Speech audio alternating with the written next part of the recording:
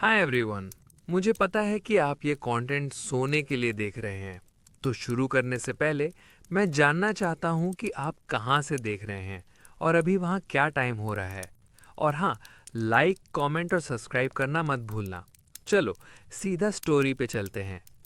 आज हम किसी स्ट्रेसफुल जगह नहीं जा रहे, बस शांति से बैठकर एक आदमी को ऑब्जर्व करेंगे जिसका नाम है चंद्रकांत झा। चंद्रकांत एक बहुत फैसिनेटिंग केस स्टडी है। लोग उसे द बुचर ऑफ दिल्ली कहते हैं। सुनकर ही डर लगता है, जैसे कोई पुरानी हॉरर मूवी का विलेन हो। लेकिन अगर आप चंद्रकांत को एक्चुअली देखोगे तो वो मॉन्स्टर नहीं लगता। वो किसी टायर्ड अंकल जैसा दिखता है जो आपके करियर चॉइसेस से खुश नहीं है।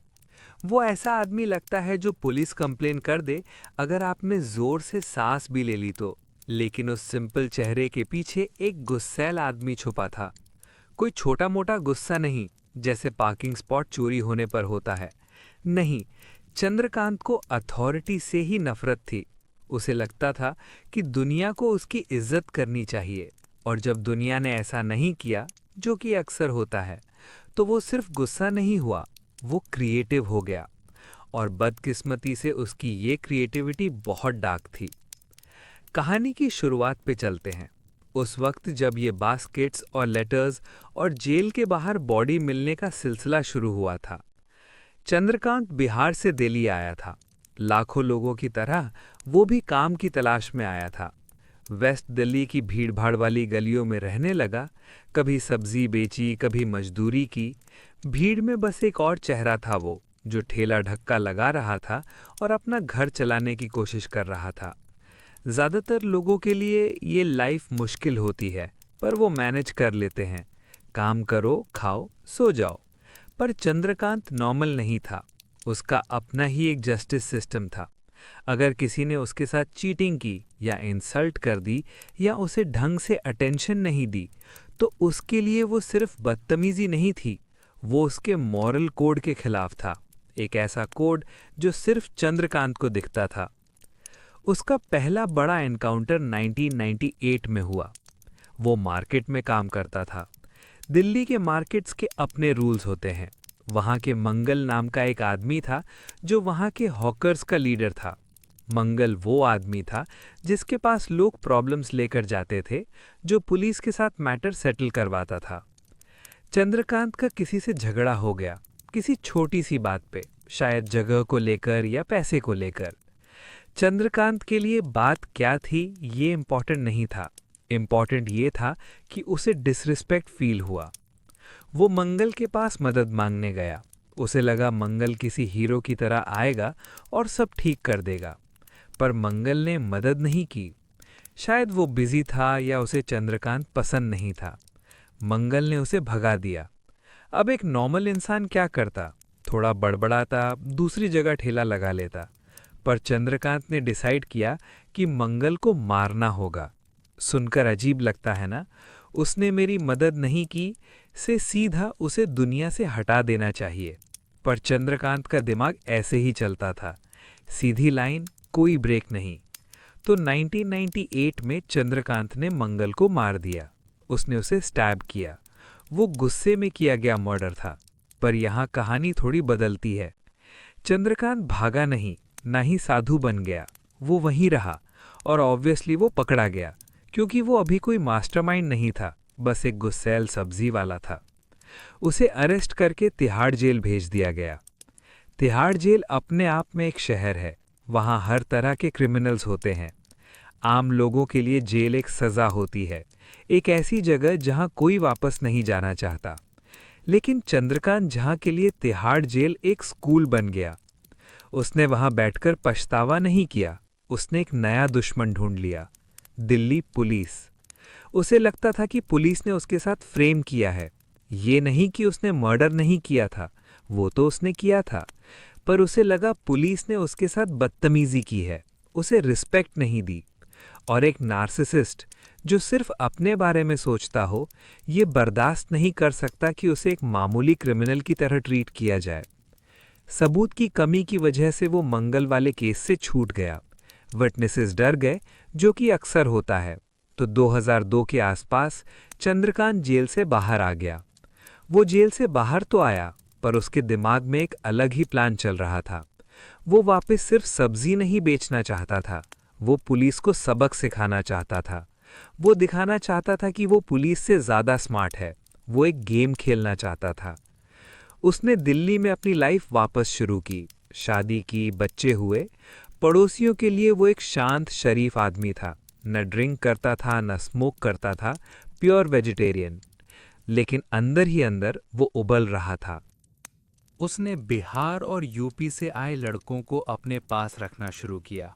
वो उनका सहारा बना, खाना दिया, रहने की जगह दी। वो उनका फादर फिगर बन गया, पर वो बहुत बुरा फादर फिगर था। वो उन पर हुक्म चलाता था। अगर वो ड्रिंक करते या मीट खाते तो चंद्रकांत पागल हो जाता था। वो अपनी एक छोटी सी दुनिया बना रहा था, जहां वो राजा था। अब चलते हैं साल 2003 में। चंद्रकांत की लड़ाई हुई शेखर नाम के एक लड़के से। वजह वही पुरानी, पैसे या बिहेवियर। शेखर ने शायद ड्रिंक कर ली थी जो चंद्रकांत को पसंद नहीं आई, तो नेचुरली चंद्रकांत ने उसे मार दिया। पर इस बार उसने बॉडी को छुपाया नहीं, वो एक स्टेटमेंट देना चाहता था। वो सिस्टम का मजाक उड़ाना चाहता था जिसने उसे जेल भेजा था। उसने डिसाइड किया कि वो बॉडी वहीं फेंकेगा जहां से उसे सबसे ज्यादा नफरत थी, तिहाड़ जेल। सोचो कितनी हिम्मत चाहिए ये करने के लिए। लोग बॉडी जंगल में फेंकते हैं, ये आदमी साउथ एशिया की सबसे बड़ी जेल के गेट पर बॉडी रखने जा रहा था। पर एक प्रॉब्लम थी, बॉडी भारी होती है। अब बॉडी कंधे पे उठाकर बस में नहीं जा सकते, तो उसने एक तरीका निकाला। उसने बॉडी के टुकड़े कर दिए, डिसमेंबरमेंट। हम डिटेल्स में नहीं जाएंगे, पर उसने ये काम बहुत सफाई से किया, बिना किसी इमोशन के, जैसे वो सब्जी काट रहा हो। उसने बॉडी पार्ट्स को एक केन की टोकरी या बास्केट में भरा। उसने कोई काला बैग नहीं यूज किया, बस टोकरी में रखा, ऊपर से कपड़ा या सब्जी डाली और एक साइकिल रिक्शा रोका। इमेजिन करो वो सीन, दिल्ली की शाम, ट्रैफिक का शोर, रिक्शा वाला पेडल मार रहा है, पसीने में भीगा हुआ, और उसे पता भी नहीं कि उसके पैसेंजर के पास एक लाश के टुकड़े हैं। चंद्रकांत ने शायद किराए के लिए भावताल भी किया होगा, क्योंकि वो उसूलों वाला आदमी था, और ज्यादा पैसे देना गलत बात है, चाहे आप लाश ही क्यों न ले जा रहे हों। वो तिहाड़ जेल पहुंचा, गेट नंबर 3 के पास। उसने रिक्शा रोका, उतरा, टोकरी उतारी और उसे सड़क किनारे रख दिया लाइट के नीचे, और फिर वो चला गया। घर जाकर उसने आराम से खाना खाया और सो गया। उसे बहुत सैटिस्फैक्शन फील हो रहा था। मैसेज डिलीवर हो गया था। अगली सुबह पुलिस को वो टोकरी मिली। आप सीन इमेजिन कर सकते हो। कांस्टेबल ने टोकरी देखी, खोला, और उसका दिन खराब। लेकिन चंद्रकांत से एक गलती हो गई थी। वो बहुत सटल था। पुलिस को बॉडी मिली, मर्डर केस फाइल हुआ, पर उन्हें ये नहीं पता चला कि ये एक मैसेज है। उनके लिए ये बस एक और लाश थी, एक ब्लाइंड केस। चंद्रकांत न्यूज़ देख रहा था, पेपर पढ़ रहा था। वो इंतजार कर रहा था कि पुलिस डरेगी, न्यूज़ में शोर मचेगा, पर कुछ नहीं हुआ। कोई बड़ी खबर नहीं बनी।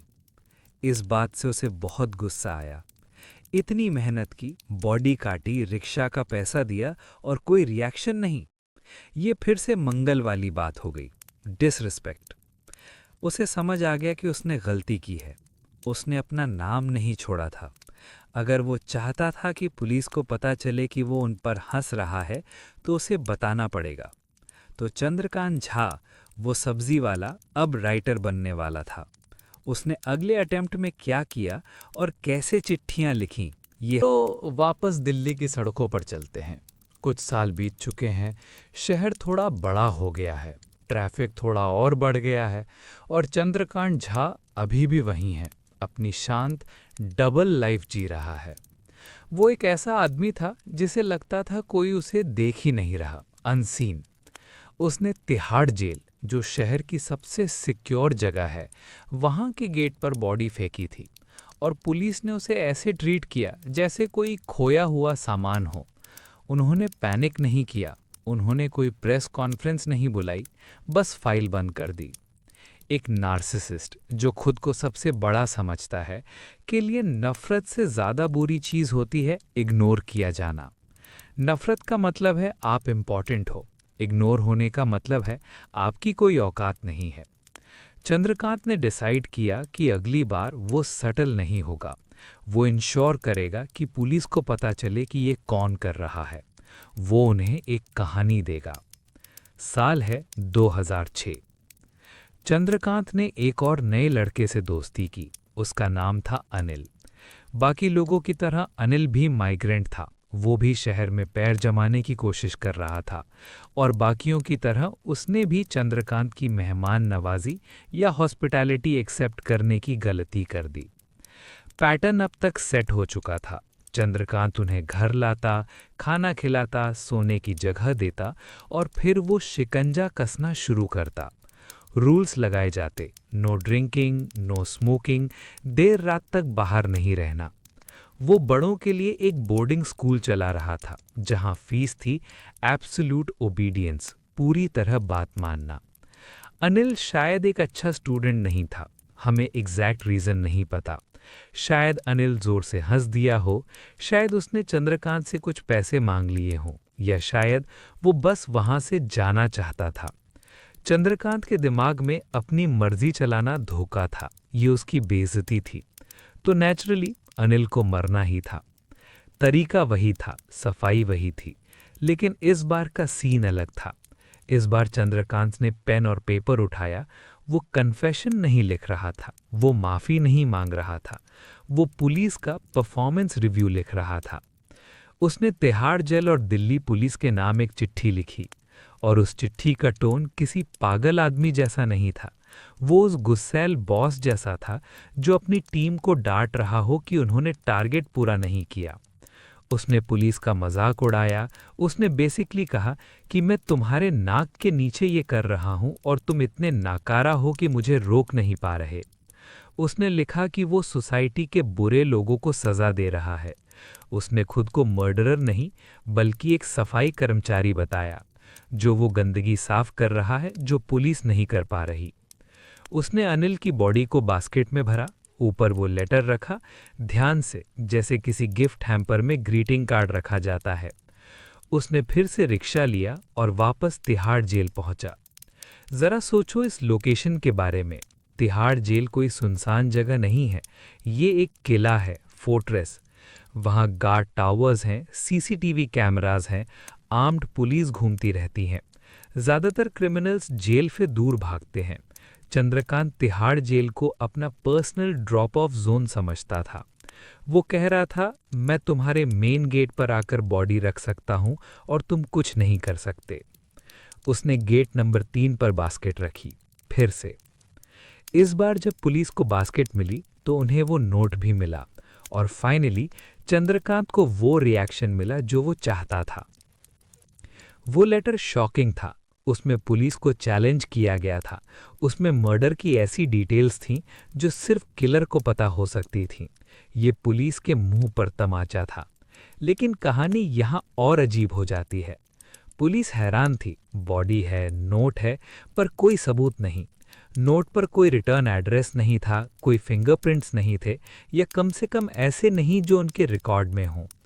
चंद्रकांत सब देख रहा था। वो न्यूज़पेपर पढ़ रहा था, वो कन्फ्यूजन देख रहा था और उसे मज़ा आ रहा था। उसे पावर फील हो रही थी। उसे लग रहा था कि फाइनली वो इस मूवी का मेन कैरेक्टर है। पर वो अभी रुका नहीं था। एक नार्सिसिस्ट की भूख कभी मिट नहीं सकती। उसने डिसाइड किया कि वो ये फिर से करेगा। चलते हैं 2007 में। चंद्रकांत को लग रहा था उसे कोई नहीं हरा सकता। वो 2 बार बच निकला था, टेक्निकली 3 बार। वो दिल्ली की सड़कों पर भूत की तरह घूम रहा था।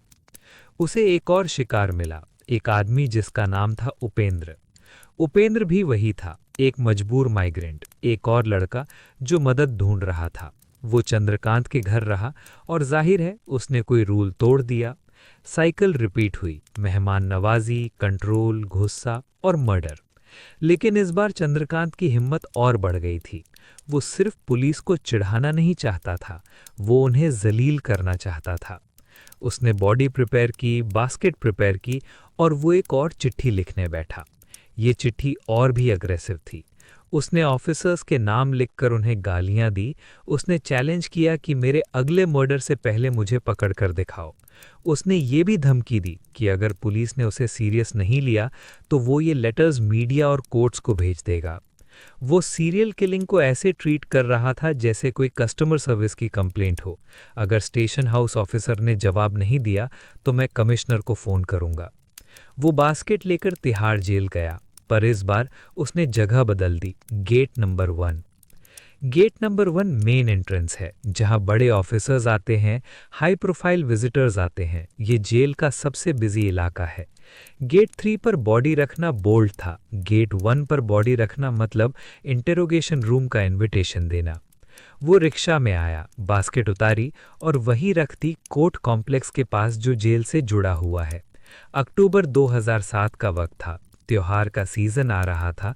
शहर बिजी था और उस भीड़ के बीच एक और बास्केट आ गई। जब पुलिस ने इसे खोला तो असली पैनिक शुरू हुआ। अब ये कोई रैंडम मर्डर नहीं था, ये एक पैटर्न था, ये एक सीरियल किलर था। मीडिया को खबर लग गई। सीरियल किलर ऑफ तिहाड़ की हेडलाइंस बनने लगी। पुलिस पर बहुत प्रेशर था। इमेजिन करो, उस लोकल थाने के एसएचओ को कोई पागल आदमी जेल के गेट पर टुकड़ों में लाश फेंक रहा है और नोट्स लिखकर बता रहा है कि तुम कितने बेकार हो। ये उनके करियर का नाइटमेयर था। उन्होंने स्पेशल टीम्स बनाई, पेट्रोल्स बढ़ा दिए, हर रिक्शा, हर ठेले, हर शकी आदमी को चेक करना शुरू किया जो जेल के आसपास दिखता था। पर चंद्रकांत फिसल गया। वो किलर जैसा दिखता ही नहीं था, वो एक आम आदमी लगता था। वो भीड़ में खो जाता था। लेकिन चंद्रकांत की एक कमजोरी थी, सबकी ईगोस की होती है। वो बोलता था। वो पुलिस से नहीं पर अपने आसपास के लोगों से बोलता था। मर्डर्स के बारे में नहीं पर अपनी शिकायतों के बारे में। वो कंप्लेंट करता था। वो एक बुरा पड़ोसी था। और उसने एक लॉजिस्टिकल गलती कर दी। अपना कंट्रोल दिखाने के चक्कर में उसने उन लड़कों के आईडी कार्ड्स और डॉक्यूमेंट्स संभाल कर रखे थे जो उसके पास रहते थे। और सबसे बड़ी चीज, रिक्शा। वो बॉडी ले जाने के लिए रिक्शा यूज करता था। दिल्ली के रिक्शा वाले सड़क की आंखें और कान होते हैं, उन्हें सब याद रहता है। उन्हें वो अजीब पैसेंजर याद था जो रात के अंधेरे में भारी बदबूदार बास्केट ले जाने के लिए एक्स्ट्रा पैसे देता था और बात नहीं करता था। पुलिस ने उस इलाके को छान मारा। उन्होंने रिक्शा यूनियन से बात की। उन्होंने पूछना शुरू किया कि क्या किसी ने वेस्ट दिल्ली से कोई पैसेंजर उठाया था जो तिहाड़ गया हो।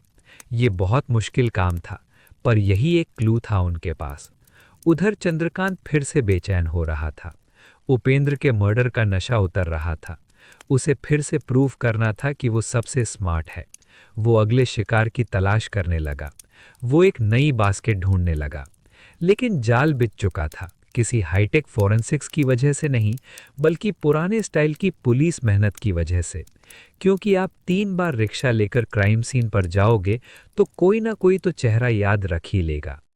हम अगले पार्ट में देखेंगे कि वो कैसे पकड़ा गया, उसका कन्फेशन और उसकी अरेस्ट के वक्त उसकी डोमेस्टिक लाइफ का क्या हाल था। क्योंकि पता चला कि बड़े से बड़ा मास्टरमाइंड भी अपने निशान मिटाना भूल जाता है। सब लोग चलो वापस दिल्ली के इन्वेस्टिगेशन रूम्स में चलते हैं। लेट 2007 का वक्त है। बाहर हवा ठंडी हो रही है, सर्दी आ रही है, लेकिन पुलिस स्टेशंस के अंदर गर्मी बढ़ रही है। पुलिस थक चुकी थी। वो आदमी जेल सिस्टम को अपना पर्सनल लेटर बॉक्स समझ रहा था। उन्हें एक ब्रेक चाहिए था, उन्हें एक क्लू चाहिए था। और जैसा अक्सर पुलिस वर्क में होता है, क्लू किसी हाईटेक क्राइम लैब से नहीं आया, वो सड़क किनारे हुई एक बातचीत से आया। पुलिस रिक्शा स्टैंड्स पर जा जाकर पूछताछ कर रही थी। ये बहुत बोरिंग काम है। हजारों ड्राइवर्स में से किसी एक को पुराना पैसेंजर याद हो, ये मुश्किल है। लेकिन आखिरकार उन्हें एक ड्राइवर मिल गया। इस ड्राइवर को एक आदमी याद था, एक शांत आदमी जो एक भारी बास्केट लेकर हैदरपुर से तिहाड़ जेल गया था। लंबा रास्ता था, पैसेंजर ने किराए के लिए झगड़ा नहीं किया, जो कि अपने आप में शक की बात थी, और वो अपने बास्केट को लेके बहुत प्रोटेक्टिव था। पुलिस उस क्लू को पकड़कर हैदरपुर पहुंची। ये एक घनी बस्ती है, तंग गलियां, एक के ऊपर एक बने हुए घर। वहां उन्होंने पूछना शुरू किया, वो आदमी कौन है जो किसी से ज्यादा बात नहीं करता? वो गुस्सैल आदमी कौन है? धीरे धीरे तस्वीर साफ होने लगी। एक सब्जी वाला, एक फेरी वाला, नाम चंद्रकांत झा। 20 मई 2007 को पुलिस ने एक्शन लिया।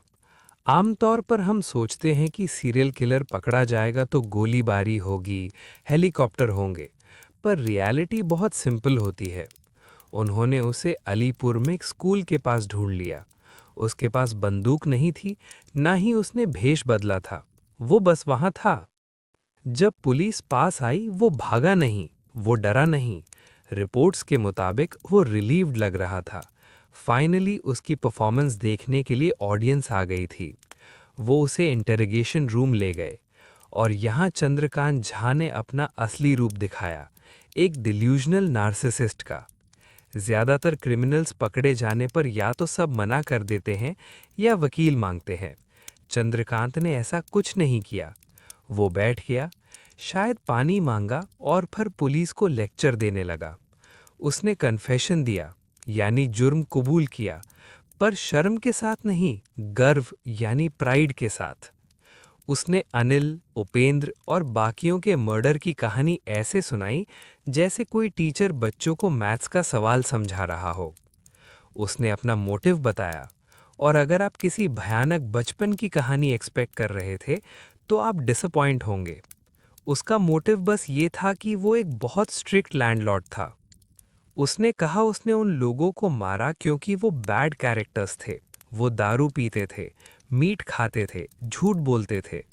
चंद्रकांत के दिमाग में वो मर्डरर नहीं था, वो सफाई कर्मचारी था। वो सोसाइटी को साफ कर रहा था। वो लोगों को इसलिए मार रहा था क्योंकि उनके टेबल मैनर्स खराब थे। सोचो कितनी डरावनी बात है, किसी को सिर्फ इसलिए मौत की सजा दे देना क्योंकि उसने डाइट चीट कर ली। उसने बास्केट्स के बारे में बताया, लेटर्स के बारे में बताया। उसने पुलिस से हैरानी से पूछा कि उन्हें इतनी देर क्यों लगी। उसने तो क्लूज भी छोड़े थे। वो बेसिकली भीख मांग रहा था कि उसे पकड़ा जाए, ताकि वो बता सके कि वो कितना स्मार्ट है। उसने सर के बारे में भी उन्हें चढ़ाया। जो बॉडीज तिहाड़ पर मिली थीं, वो हेडलेस थीं। चंद्रकांत ने मुस्कुराकर कहा कि सर तो यमुना नदी में है। वो जानता था कि यमुना में कुछ ढूंढना नामुमकिन है। ये उसकी आखिरी जीत थी। पजल तुम्हारे पास है, पर आखिरी टुकड़ा मेरे पास है। लेकिन सबसे डरावनी बात खून खराबा नहीं थी, वो थी उसकी नॉर्मल फैमिली लाइफ। वो अपनी बीवी और 5 बेटियों के साथ रहता था। जरा सोचो, एक तरफ नॉर्मल फैमिली लाइफ और दूसरी तरफ वो लोगों को घर ला रहा था, मार रहा था और बास्केट्स में पैक कर रहा था। पुलिस ने पूछा क्या फैमिली को पता था? चंद्रकांत ने कहा वो बाहर होती थी या सो रही होती थी। उसने अपनी लाइफ को ऐसे बांट रखा था कि पापा सब्जी काट रहे हैं और पापा मेहमान को काट रहे हैं, बस 2 अलग काम थे। पुलिस ने हैदरपुर वाले घर पर रेड मारी। छोटा सा घर था। वहां उन्हें औजार मिले, खून के धब्बे मिले जो ढंग से साफ नहीं हुए थे, और वहां अगले लेटर का ड्राफ्ट भी मिला, क्योंकि वो अगला मर्डर प्लान कर चुका था। वो नया शिकार ढूंढ रहा था। अगर पुलिस कुछ हफ्ते लेट होती तो एक और बास्केट तिहाड़ पहुंच जाती। कोर्ट में भी उसका एटीट्यूड वैसा ही था। उसे कोई पछतावा नहीं था। उसे लगता था वो सही है। एक बार तो उसने ये भी कहा कि अगर वो छूटा तो फिर से मर्डर करेगा। वो मजाक नहीं कर रहा था। 2013 में उसे फांसी की सजा हुई, जो बाद में उम्र कैद यानी लाइफ इम्प्रिजनमेंट में बदल गई।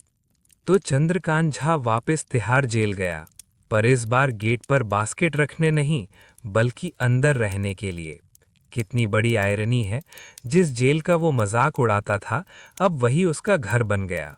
वो आज भी वही है, एक बूढ़ा आदमी जो शायद आज भी खाने की बुराई करता होगा, दूसरे कैदियों को जज करता होगा और ये सोचता होगा कि सिर्फ वही एक शरीफ आदमी है पापियों की दुनिया में। वो फेमस होना चाहता था, वो बुचर ऑफ दिल्ली बनना चाहता था, और एक तरह से उसकी ख्वाहिश पूरी हो गई। पर ट्रू क्राइम की दुनिया में फेम का मतलब इज्जत नहीं होती है। ये बस एक वार्निंग होती है कि जब एक फ्रेजाइल ईगो और एक तेज चाकू मिलते हैं तो क्या होता है। तो ये थी चंद्रकांत झा की कहानी। चलो, अब एक गहरी सांस लेते हैं। हैदरपुर की धूल भरी गलियों और तिहार के लोहे के गेट्स को पीछे छोड़ते हैं। अब हम दिल्ली से दूर जाएंगे, समुद्र पार करके। हम एक ऐसी जगह जा रहे हैं जो बहुत पोलाइट, ऑर्गेनाइज्ड और शांत लगती है। पर जैसा हम जानते हैं, पोलाइटनेस अक्सर एक पर्दा होती है जिसके पीछे कुछ डार्क छुपा होता है। तो अपने तकिए सेट कर लो, आंखें बंद।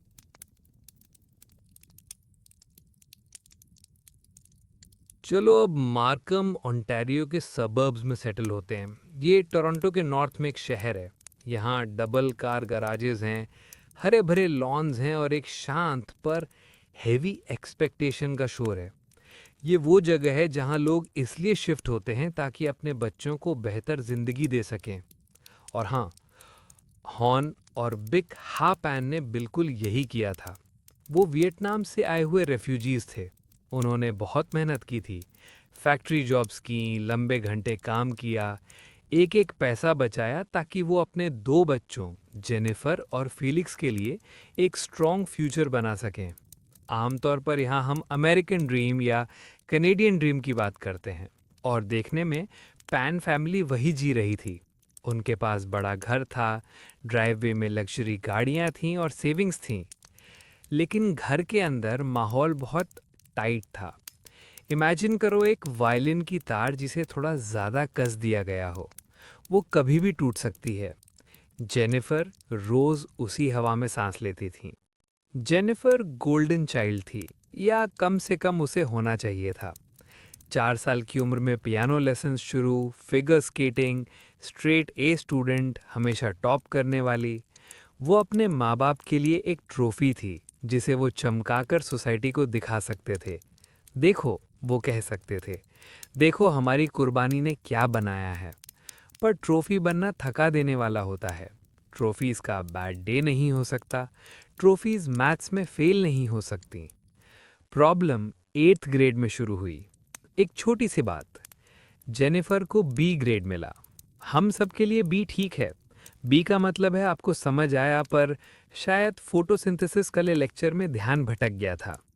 पर पैन घर में बी मिलना एक क्राइसिस था। ये एक पाप जैसा था। जेनिफर जानती थी कि वो ये रिपोर्ट कार्ड अपने पेरेंट्स को नहीं दिखा सकती। उनकी निराशा झेली नहीं जाएगी। लेक्चर्स बहुत लंबे होंगे। तो उसने वही किया जो एक डरा हुआ पर स्मार्ट टीनेजर करता है। उसने अपने फ्रेंड का रिपोर्ट कार्ड मांगा जिसके ए ग्रेड्स थे। उसने फोटोकॉपियर यूज़ किया, कैंची और गोंद यूज़ की, थोड़ी आर्ट्स एंड क्राफ्ट सर्जरी की। उसने एक नकली रिपोर्ट कार्ड बनाया। उसने पेरेंट्स को दिखाया, वो मुस्कुराए, वो प्राउड थे। घर की टेंशन गायब हो गई। और उस पल में जेनिफर पैन ने एक बहुत खतरनाक सबक सीखा। सच इम्पॉर्टेंट नहीं है, सच दिखना शांति बनाए रखता है। ये एक बीज था और एक खरपतवार की तरह ये बढ़ने लगा। हाई स्कूल के दौरान जेनिफर के ग्रेड्स एवरेज थे। वो बी स्टूडेंट थी, पर उसके पेरेंट्स सोचते थे वो जीनियस है। हर रिपोर्ट कार्ड नकली था। हर अचीवमेंट बढ़ा चढ़ाकर बताई गई थी। वो दो जिंदगियां जी रही थी। एक में वो एवरेज स्टूडेंट थी जो दोस्तों के साथ घूमना पसंद करती थी। दूसरी में वो एक एकेडमिक वेपन थी जो सफलता के लिए बनी थी। पर झूठ की प्रॉब्लम ये है कि उसे खाना चाहिए होता है, वो भूखा होता जाता है। हाई स्कूल ग्रेजुएशन आते आते उम्मीदों का पहाड़ बन चुका था। हॉर्न और बिग हा पैन चाहते थे कि जेनिफर यूनिवर्सिटी जाए, किसी ऐसी वैसी नहीं, टॉप यूनिवर्सिटी में। वो चाहते थे वो फार्मासिस्ट बने। जेनिफर ने टोरंटो की रायरसन यूनिवर्सिटी में अप्लाई किया। उसका एडमिशन नहीं हुआ। वो फाइनल ईयर में कैलकुलस में फेल हो गई थी। टेक्निकली वो हाई स्कूल पास भी नहीं हुई थी। ये वो पॉइंट है जहां ज़्यादातर लोग हार मान लेते हैं। झूठ पकड़ा जाता है, आप रोते हो, माफ़ी मांगते हो और समर स्कूल ज्वाइन कर लेते हो। दर्द होता है पर ख़त्म हो जाता है। लेकिन जेनिफर ने डबल डाउन किया। उसने हवा में एक महल बनाने का फैसला किया। उसने पेरेंट्स को बताया कि उसका रायरसन में एडमिशन हो गया है। उसने एक्सेप्टेंस लेटर नकली बनाया। वो इतनी कमिटेड थी कि उसने कहा उसे स्कॉलरशिप मिली है ताकि पेरेंट्स को ये न दिखे कि बैंक से फीस के पैसे नहीं कट रहे। 2 साल तक जेनिफर पैन ने यूनिवर्सिटी जाने का नाटक किया। सोचो इसका लॉजिक। रोज सुबह उठती, बैग पैक करती, टेक्स्ट बुक्स रखती, लंच बनाती, पेरेंट्स को बाय बोलती, पब्लिक ट्रांसपोर्ट लेती और फिर वो लाइब्रेरी चली जाती या किसी कैफ़े में या अपने बॉयफ्रेंड डैनियल वोंग से मिलने। वो घंटों लाइब्रेरी में बैठी रहती, वो चीज़ें रिसर्च करती जो वो पढ़ नहीं रही थी, उन क्लासेस के नोट्स बनाती जो वो ले नहीं रही थी। वो शाम को घर आती थकी हुई जबकि उसने कुछ नहीं किया था और प्रोफेसर्स और एग्जाम्स की झूठी कहानियां सुनाती। ये एक तरह से इम्प्रेसिव है पर दुखद भी है। जितनी मेहनत उसने पढ़ाई का नाटक करने में लगाई, शायद उतनी मेहनत में वो सच में पढ़ लेती। 2 साल बाद उसने पेरेंट्स से कहा कि वो यूनिवर्सिटी ऑफ टोरंटो में ट्रांसफ़र ले रही है, ज़्यादा बड़ी यूनिवर्सिटी, फार्माकोलॉजी के लिए। झूठ बड़ा हो रहा था, रिस्क बढ़ रहा था। उसने ट्रांसफ़र फेक किया, आना जाना जारी रखा। उसने ये भी कहा कि वो एक हॉस्पिटल लैब में वॉलंटियर कर रही है। उसने यूनिफॉर्म खरीदी, ऑनलाइन एक फेक हॉस्पिटल आईडी बैज खरीदा। जब भी उसका पापा हॉर्न उसे लेने आते वो उन्हें हॉस्पिटल के बाहर वेट करवाती। वो एक दरवाजे से अंदर भागती और दूसरे से बाहर आती, फेक बैज पहने थकी हुई एक्टिंग करते हुए। ये 4 साल तक चला। 4 साल तक रोज़ सुबह उठना और एक कॉस्ट्यूम पहनना। 4 साल तक पेरेंट्स की आंखों में आंखें डालकर अपनी ज़िंदगी के हर हिस्से के बारे में झूठ बोलना। लेकिन यूनिवर्स अपना हिसाब बराबर करता है। ग्रेजुएशन का वक्त आ रहा था। उस फेक फार्माकोलॉजी प्रोग्राम की फेक ग्रेजुएशन। हॉर्न और बिग हा एक्साइटेड थे। वो सेरेमनी अटेंड करना चाहते थे, फोटो लेना चाहते थे। जेनिफर ने कहा टिकट्स कम हैं। टिकट्स कम हैं? हॉर्न ने पूछा। पेरेंट्स के लिए? ये कमज़ोर झूठ था। हॉर्न पैन, जो नेचुरली शकी और होशियार आदमी थे, उनके लिए ये वो धागा था जिससे पूरा स्वेटर खुल गया। उन्होंने कॉल्स करनी शुरू की, रजिस्ट्रार को कॉल किया, उस हॉस्पिटल को कॉल किया। Jennifer pan? नहीं, इस नाम की कोई वॉलंटियर नहीं है। जब सच सामने आया तो धमाका हुआ। एक रात हॉर्न ने जिद की कि वो उसे उसके वॉलंटियर जॉब पर छोड़ने जाएंगे। वो उसे अंदर जाते हुए देखेंगे। वो उसके पीछे अंदर गए। पता चला वो वहाँ थी ही नहीं। जब वो घर आई तो सारा सच बाहर आ गया। High school grades, university, scholarship, degree, सब कुछ। ये सिर्फ झूठ नहीं था, ये पिछले 4 साल की उनकी जिंदगी का सफाया था। रिएक्शन बहुत तेज और सख्त था। हॉर्न और बिग हा गुस्से में थे, पर उससे ज़्यादा वो शर्मिंदा थे और उनके घर में शर्म को कंट्रोल से हैंडल किया जाता था। उन्होंने जेनिफर को लॉकडाउन पर डाल दिया। वो 24 साल की थी, पर उसे 12 साल के बच्चे की तरह ग्राउंड कर दिया गया। फ़ोन ले लिया, लैपटॉप ले लिया, कार कीज़ ले ली। वो बिना सुपरविजन के घर से बाहर नहीं जा सकती थी। उसे अपने बॉयफ्रेंड डैनियल वोंग से मिलने की मनाही थी। Daniel Wong. डैनियल जेनिफर की ज़िंदगी का दूसरा हिस्सा था। वो बैड बॉय था, थोड़ा ड्रग डीलिंग करता था, कूल रिम्स वाली कार थी। वो फार्मासिस्ट हस्बैंड नहीं था जिसका सपना हॉर्न और बिग हा ने देखा था। वो उसे नफरत करते थे, तो नेचुरली वो जेनिफर की यूनिवर्स का सेंटर बन गया। अपने कमरे में कैद, दुनिया से कटी हुई, जेनिफर उबल रही थी। उसे लगता था वो विक्टिम है। उसे ये नहीं दिखा कि उसके झूठ ने ये सब किया है। उसे अपने पेरेंट्स जालिम यानी टायरेंट्स लग रहे थे। वो दीवार लग रहे थे उसकी आज़ादी और डैनियल के बीच। और यहाँ गोल्डन चाइल्ड का दिमाग बहुत डार्क टर्न लेता है। उसने ये नहीं सोचा कि मुझे मूव आउट करना चाहिए या जॉब करनी चाहिए और माफ़ी मांगनी चाहिए। उसने सोचा अगर ये लोग यहाँ ना होते तो मैं आज़ाद होती। ये लॉजिक बहुत डरावना है, पर जब आपने 10 साल अपनी असलियत छुपाने में बिताए हों और पेरेंट्स को इंसान की जगह रुकावट समझने लगो, तो उन्हें हटाना एक प्रोजेक्ट मैनेजमेंट डिसीजन लगने लगता है। उसे किसी तरह एक स्पेयर फ़ोन मिल गया। उसने डैनियल को टेक्स्ट करना शुरू किया। उन्होंने भागने की बात नहीं की, शादी की बात नहीं की, उन्होंने एक प्लान के बारे में बात की। डैनियल के कनेक्शंस थे, बुरे लोगों से जो पैसे के लिए कुछ भी कर सकते थे। उन्होंने एक होम इन्वेजन प्लॉट किया। आइडिया सिंपल था, एक चोरी जो गलत हो गई, आदमी घर में घुसेंगे, पैसे मांगेंगे और हंगामे में हॉर्न और बिखा मारे जाएंगे। जेनिफर सर्वाइवर होगी, उसे घर मिलेगा, लाइफ इंश्योरेंस मिलेगा, आज़ादी मिलेगी। वो एक बेचारी अनाथ बन जाएगी जो फाइनली डैनियल के साथ रह सकती है। ये एक अनाड़ी प्लान था। जेनिफर इनसाइड मैन बनी। उसने घर का नक्शा दिया, बताया पड़ोसी कब सोते हैं, फ्रंट डोर अनलॉक किया, वापस कमरे में गई और लाइट ऑन कर दी। ये सिग्नल था। 3 आदमी घर में घुसे, लेनफोर्ड क्रॉफोर्ड, डेविड माइल वगानम और एरिक कार्टी। ये कोई मास्टर असैसिन्स नहीं थे, ये गुंडे थे। उनके पास गन्स थीं। वो लिविंग रूम में गए और अचानक से पैन घर का वो शांत घुटन भरा माहौल टूट गया। हम अगले पार्ट में देखेंगे उस रात का हंगामा, वो डरावनी 911 कॉल और वो एक्टिंग जो पुलिस के गले नहीं उतरी, क्योंकि जेनिफर को जल्द ही पता चलने वाला था कि मर्डर स्टेज करना रिपोर्ट कार्ड फेक करने से कहीं ज़्यादा मुश्किल है। चलो वापस पैन रेसिडेंस के हॉलवे में चलते हैं। डेट वही है, 8 नवंबर 2010।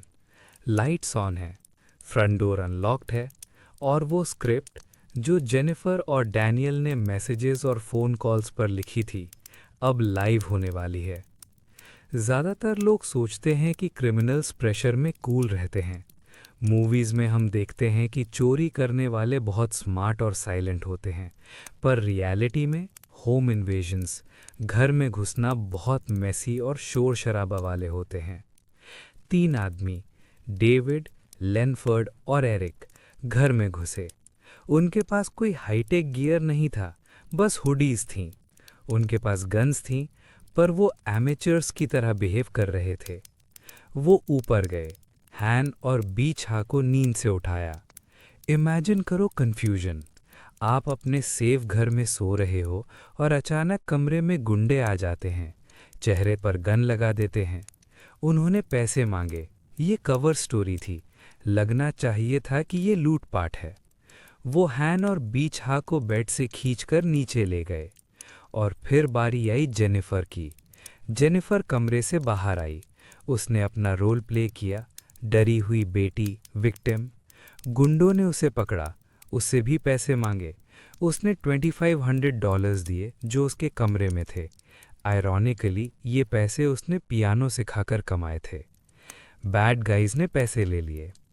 फिर उन्होंने फैमिली को अलग कर दिया। ये हॉरर मूवीज़ का क्लासिक सीन है। वो पेरेंट्स को बेसमेंट में ले गए। वो जेनिफर को सीढ़ियों की रेलिंग यानी बैनिस्टर के पास ले गए। उन्होंने उसके हाथ बांधे, एक शूलेस से, जूते के फीते से। यहाँ रुको, शूलेस? अगर आप सच में किसी को बांधना चाहते हो ताकि वो भाग न सके, तो शूलेस बहुत बेकार चॉइस है। ये ढीला होता है। इसका मतलब ये था कि बांधने वाले को जेनिफर के भागने का कोई डर नहीं था। जब पेरेंट्स को अंधेरे बेसमेंट में ले जाया जा रहा था, जेनिफर ऊपर थी, रेलिंग से बंधी हुई, सर्वाइवर बनने के लिए रेडी। नीचे बेसमेंट में सीन बदल गया। हैन और बीच हाथ डरे हुए थे। उन्होंने कहा, कार ले लो, जो चाहिए ले लो। पर वो कार लेने नहीं आए थे। उन्होंने कपल के चेहरे जैकेट से ढक दिए और फिर गोली चला दी। 3 गोली, 2 बीच हा को, 1 हैन को, और फिर सन्नाटा।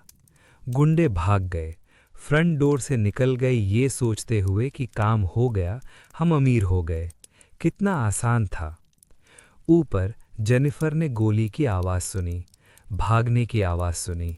अब उसका सोलो परफॉर्मेंस शुरू होने वाला था। ग्रीविंग सर्वाइवर का रोल प्ले करना मुश्किल है। आपको डरना भी है, रोना भी है और पुलिस को इन्फॉर्मेशन भी देनी है। जेनिफर ने अपना फ़ोन उठाया। याद रहे उसके हाथ पीछे बंधे थे। फिर भी उसने किसी जिम्नास्ट की तरह हाथ घुमाकर 911 डायल कर लिया। चलो उस 911 कॉल पर ड्रिफ्ट करते हैं। ये ऑडियो बहुत अजीब है। अगर बिना कॉन्टेक्स्ट के सुनो तो लगता है एक लड़की डरी हुई है, चिल्ला रही है, हेल्प मी, उन्होंने मेरे पेरेंट्स को गोली मार दी। पर जब आप सच जानते हो तो एक्टिंग दिखाई देती है। उसकी आवाज़ बहुत जल्दी चेंज होती है। एक सेकंड वो चीख रही है, अगले ही सेकंड वो डिस्पैचर के सवालों का जवाब एकदम साफ आवाज़ में दे रही है। उसने बताया वो बंधी हुई है, गोली की आवाज़ सुनी है, लेकिन फिर कुछ ऐसा हुआ जो स्क्रिप्ट में नहीं था, कुछ ऐसा जो जेनिफर ने कभी सोचा भी नहीं था। उसका पापा मरा नहीं था। हैन पैन एक सर्वाइवर था। गोली उसके चेहरे पर आंख के पास लगी थी, पर वो मरा नहीं, वो बेहोश भी नहीं हुआ था। जब जेनिफर फ़ोन पर एक्टिंग कर रही थी, बेसमेंट से आवाज़ आई, एक कराहने की आवाज़, और फिर नामुमकिन हुआ।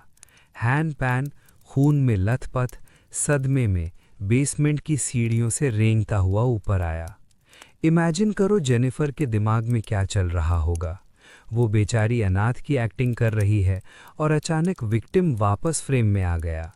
911 कॉल पर आप उसे चिल्लाते हुए सुन सकते हो, डैड डैड बाहर जाओ, कोई मदद करो। ये सुनने में कंसर्न लगता है, पर ध्यान से देखो तो ये पैनिक लगता है। तुम यहाँ क्यों हो? तुम्हें मरा हुआ होना चाहिए था। बाहर जाओ ताकि पड़ोसी तुम्हें देख लें। हैन बाहर गया। पड़ोसी ने सुन लिया। पुलिस आ गई। एम्बुलेंस हैन को ले गई। उन्हें बेसमेंट में बीछा की बॉडी मिली और उन्हें जेनिफर मिली, अभी भी रेलिंग से बंधी हुई। पुलिस ऑफिसर्स जिन्होंने असली क्राइम सीन्स देखे थे, उन्हें कुछ गड़बड़ लगी। जेनिफर किसी ऐसे इंसान जैसी नहीं लग रही थी जिसके घर में अभी खूनी हमला हुआ हो। वो रो रही थी, पर उसका फिजिकल हाल ठीक था। पसीना नहीं था, बाल खराब नहीं थे, कपड़े ठीक थे, और वो शूलेस। जब ऑफिसर ने उसे काटा तो देखा वो कितना ढीला था। वो आराम से हाथ निकाल सकती थी। इनफैक्ट उसका फ़ोन उसके हाथ में ही था। वो जेनिफर को हॉस्पिटल ले गए चोट लगने की वजह से नहीं, बल्कि विटनेस की वजह से। और यहाँ गोल्डन चाइल्ड का एरोगेंस उसके खिलाफ गया। जेनिफर को लगा वो सबसे स्मार्ट है। उसने 10 साल पेरेंट्स को बेवकूफ़ बनाया, तो पुलिस क्या चीज़ है। वो इंटरव्यू रूम में बैठी थी, कंबल में लिपटी हुई। सामने थे detective Bill Goetz. Detective Goetz bad cop नहीं बने, वो फिक्रमंद अंकल बने। प्यार से बात की, पानी पिलाया, कहा बस हमें समझाओ जेनिफर, ताकि हम उन लोगों को पकड़ सकें। जेनिफर ने बोलना शुरू किया, और झूठ की प्रॉब्लम ये है जितना ज़्यादा बोलोगे उतना फंसोगे। उसने कहा गुंडे पोलाइट थे। डिटेक्टिव ने सोचा होगा पोलाइट? उन्होंने अभी बेसमेंट में तुम्हारी माँ को मारा है और वो पोलाइट थे। उसने कहा उन्होंने पैसे नहीं लिए, लग्जरी कार्स नहीं ली, ज्वेलरी नहीं ली। ये लूटपाट नहीं लग रहा था, ये हिट लग रहा था। और सबसे बड़ी प्रॉब्लम, हैन पैन जाग रहा था। 3 दिन बाद हैन बोलने की हालत में आया। उसका चेहरा सूजा हुआ था, पर दिमाग तेज था। उसने पुलिस को बताया कि जब गुंडे उसे बेसमेंट ले जा रहे थे, उसने पीछे मुड़कर देखा था। जेनिफर चिल्ला नहीं रही थी, संघर्ष नहीं कर रही थी, वो गुंडों से बात कर रही थी, धीरे से, जैसे वो उन्हें जानती हो। बस, खेल खात्म। इंटरोगेशन रूम में डिटेक्टिव गोएट्स समझ गए। उन्होंने प्यार से उसकी इनकंसिस्टेंसीज बतानी शुरू की। जेनिफर का कॉन्फिडेंस टूटने लगा। उसने रियलाइज़ किया कि स्क्रिप्ट फेल हो गई है। तो उसने एक आखिरी डेस्परेट झूठ बोला। ठीक है, उसने कहा, मैंने उन्हें हायर किया था। डिटेक्टिव ने सोचा चलो सच बोला, पर पेरेंट्स को मारने के लिए नहीं, खुद को मारने के लिए। उसने सुसाइड बाय हिटमैन का झूठ बोला। कहा कि मैं इतनी डिप्रेस थी कि मैंने गुंडों को पैसे दिए कि आओ और मुझे मार दो, पर वो कंफ्यूज हो गए और पेरेंट्स को मार दिया। ये बकवास थियरी थी। हिटमैन के लिए दरवाज़ा खुला क्यों छोड़ोगी? वो तुम्हें बांधेंगे क्यों? अगर टारगेट तुम थी तो पेरेंट्स को बेसमेंट में क्यों मारा? डिटेक्टिव ने यकीन नहीं किया, ज्यूरी ने यकीन नहीं किया। पुलिस को टेक्स्ट्स मिल गए, फ़ोन लॉग्स मिल गए, जेनिफर, डैनियल और तीनों गुंडों का कनेक्शन मिल गया।